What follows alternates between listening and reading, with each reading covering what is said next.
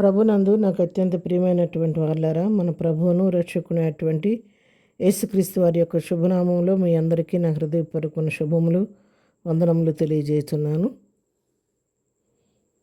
ఈరోజు పునరుద్ధానపు దినం.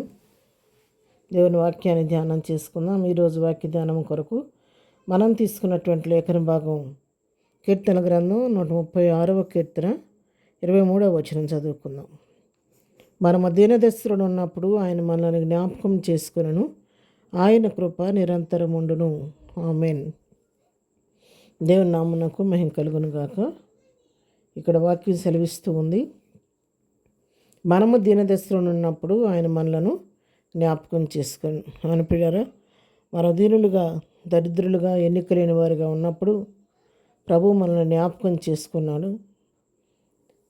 ఎందుకు పనికిరాని వారిగా మనం ఉన్న పరిస్థితుల్లో ఆయన మనను తన కృపను బట్టి జ్ఞాపకం చేసుకొని మనం కడిగి సంరక్షించి ఆయన సొత్తుగా ఆయన జనాంగం చేసుకొని ఆయన బిడ్డలకు అంగీకరించడం వలన ఈ లోకంలో మనకు ప్రభువును బట్టి ఎంతో విలువ కలిగినట్టుగా మనం గ్రహిస్తున్నాము. ప్రభు లేకపోతే మన జీవితాలకు విలువే లేదు. ప్రభు కృప మనకు తోడుగా ఉండబట్టే ప్రభువును బట్టి మనం ఈ దినాన లోకంలో ఎన్నికైన వారిగా, ప్రభు దృష్టికి యోగ్యమైన వారిగా మనం ఈ లోకంలో కనబడుతూ ఉన్నాము. కీర్తన గ్రంథం 102వ కీర్తన 17వ వచనం మనం చదువుకుంటే, ఆయన దిక్కులేని దరిద్రుల ప్రార్థన నిరాకరింపక వారి ప్రార్థన వైపు తిరిగి ఉన్నాడు. మనం దిక్కులేని వారమైనప్పటికీ, లోకరీతిగా మనకు ఎలాంటి హంగు లేకపోయినా, ధనము బలము మనకు లేకపోయినప్పుడు కూడా, లోకంలో ఎన్నికలేని వారిగా దిక్కులేని వారిగా దరిద్రులుగా మనం ఉన్నప్పుడు కూడా ఆయన మన ప్రార్థన ఎన్నడూ నిరాకరింపక మన ప్రార్థన వైపు తిరిగి ఉండి మన మొరలకు చెవియొగ్గే దేవుడు. మనం మొరపెట్టినప్పుడు మన పక్షంగా ఉండేది మనకు కార్యం చేసే దేవుడు. అంతేకాదు 113వ కీర్తన 8వ వచనం మనం చదువుకుంటాను, నేల నుండి దరిద్రులను లేవనెత్తేవాడు, పెంటకొప్పు మీద నుండి బేదలను పైకెత్తేవాడు. ఆయన నేల నుండి దరిద్రులను కొన్న వారిని నేల నుండి లేవనెత్తే దేవుడు, పెంటకొప్పల మీద నుండి మరి బేదలను లేవనెత్తి వారికి యోగ్యమైన స్థితిని నిలబట్టకు శక్తి కలిగినటువంటి దేవుడు. అటువంటి దేవుడు మనం కలిగి ఉన్నదాన్ని బట్టి, ప్రభువుని బట్టి మనకెంతో ఘనత ఈ లోకంలో మనకు కలుగుతూ ఉంది. అంతేకాదు అనేక పర్యాయాలు మన లోకంలో ఎంతో కృంగిన స్థితిలో చాలా నిరాశ నిస్పృహలు గురైన పరిస్థితిలో కూడా ఉన్నప్పుడు అనేక పర్యాయాలు ప్రభు మన దినదశను చూచి ఆయన ఎన్నోసార్లు మన కృంగిని మనం లేవనెత్తాడు.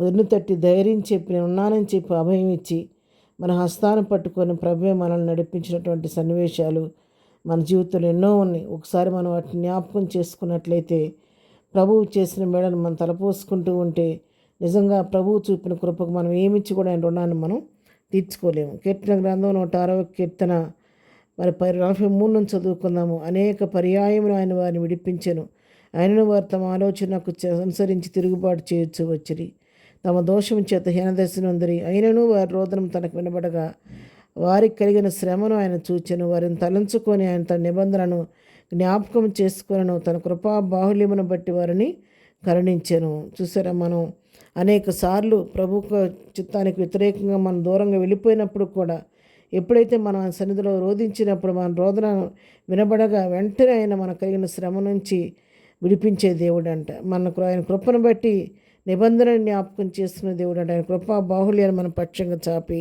కరుణించే దేవుడు అని ఈ వాక్యం ద్వారా మనం తెలుసుకుంటున్నాం. పిల్లరా, అవును, ఒకసారి మనం జ్ఞాపకం చేసుకుంటే గత జీవితం అంతట్లో ప్రభు చేసిన మన దినదశలో ఉన్న ప్రభు మనం ఎట్లా బలపరిచాడో ధైర్యపరిచాడో జ్ఞాపకం చేసుకుంటే నిజంగా మన హృదయం ఎంత కృతజ్ఞతాభావంతో నిండిపోద్ది.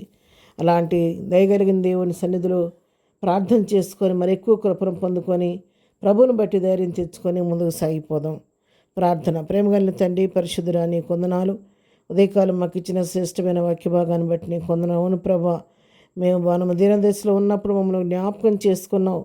కృంగినప్పుడు లేవనెత్తే, గుంచెదున్నప్పుడు బాగు చేసేవయ్యా, ఆపదలు ఉన్నప్పుడు తప్పించారు, దుఃఖంలో ఉన్నప్పుడు ఓదార్చిన దేవుడు అయ్యా. నీ కొందరు నీ ప్రేమకు ఏమిచ్చి కూడా నీ రుణాన్ని తీర్చుకొని ఇక ముందు కూడా నీ శాశ్వతమైన ప్రేమను మా పట్ల కనపరిచి నిన్ను బట్టి ధైర్యం తెచ్చుకొని లోకంలో ముందుకు సాగిపోయి కృప మాకు దయచేయండి.